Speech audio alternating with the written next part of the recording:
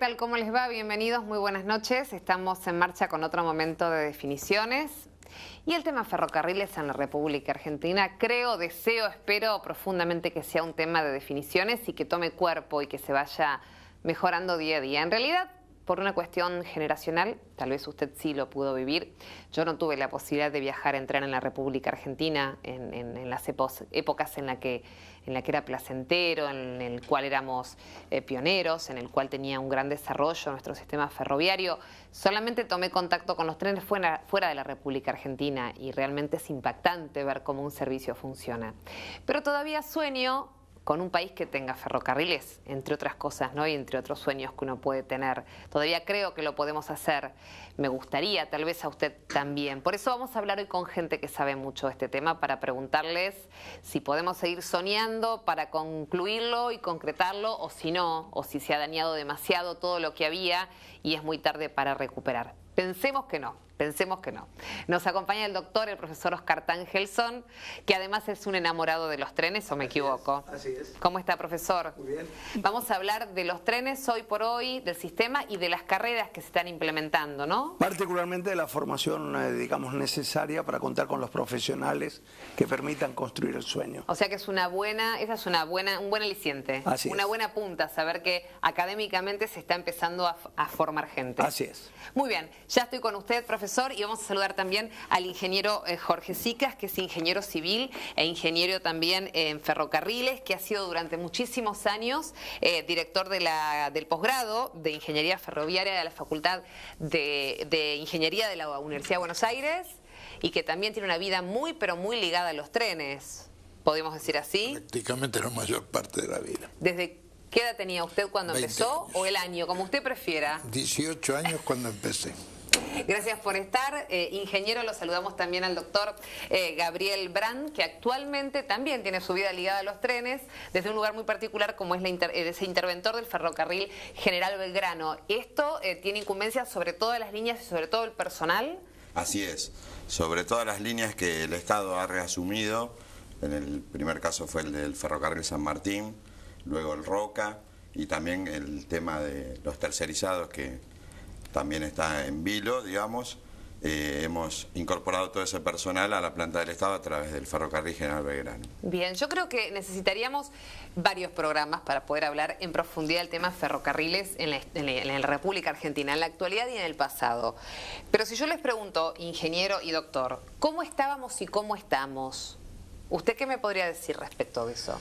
Bueno, como estábamos en el momento de la privatización ferroviaria, yo diría que era el momento en que los ferrocarriles comenzaban a crecer en la República Argentina. Tenemos que partir de la base que el ferrocarril en la República Argentina, a partir del momento que apareció el camión en el transporte de mercancías masivas, el ferrocarril se vio frente a una demanda muy debilitada. Piensen ustedes, o usted, que de los 40 millones de toneladas de cereales que nosotros producíamos allá por los años 80, 20 millones, 18 millones iban al ferrocarril. Casi el 50%, pero eso no era suficiente para mantener un nivel ferroviario sin que estuviera debidamente subvencionado. Hoy, la demanda dirigida al ferrocarril tendría que ser, pero varias veces superior.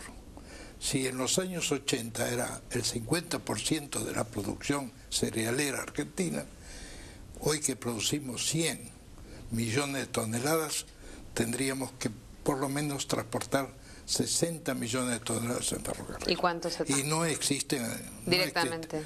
El ferrocarril prácticamente no tiene participación. No estoy al tanto de las cifras, pero los ferrocarriles privados estarán transportando a 23 millones, 24 millones de carga de distinta naturaleza, claro, pero no cereales al puerto, claro, que son las exportaciones que le interesan a la Argentina. Doctor. Retomo de dónde estábamos y hacia dónde vamos, digo. yo tengo datos muy concretos de lo que hablábamos recién.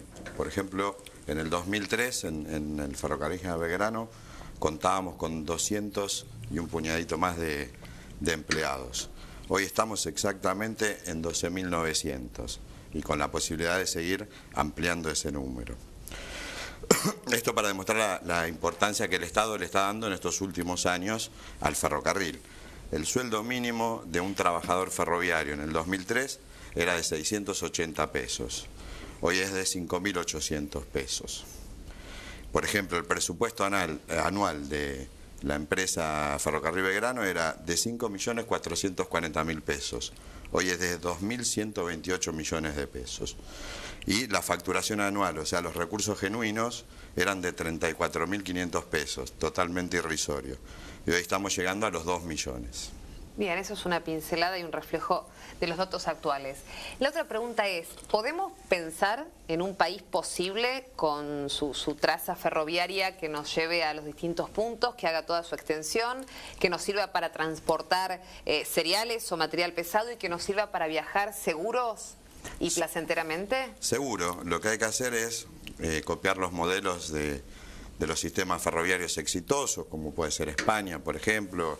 Aquel que tuvo la posibilidad de viajar por Europa ve cómo es el servicio ferroviario. Esos países no han hecho ni más ni menos que tener inversión sostenida en el tiempo, pero durante muchas décadas. Por eso digo, es bueno los datos que estábamos diciendo, y sí es imprescindible que esta inversión siga sostenida en el tiempo. Claro. Con planificación e inversión sostenida es inevitable que nos lleguemos a tener un buen servicio ferroviario. Ahora, ingeniero, tomando lo que dice el doctor, ¿cuesta mucho invertir sobre lo que se destruyó o se dejó de cuidar en un momento? Yo diría que habrá que olvidarse de lo que en este momento tenemos y empezar a pensar el ferrocarril de nuevo. Es decir, prácticamente del cero. Tendríamos que, en primer lugar, tener un organismo planificador, no solamente del transporte, sino un organismo planificador, en cierto modo, de la política productiva, económica del país.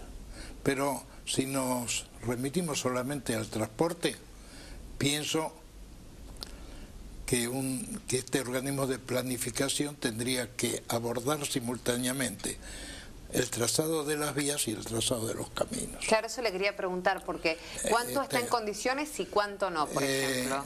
Bueno, no sabría decirle en este momento qué longitud de vías estaría en condiciones. Pienso que es muy baja frente a lo que uno está leyendo en los diarios.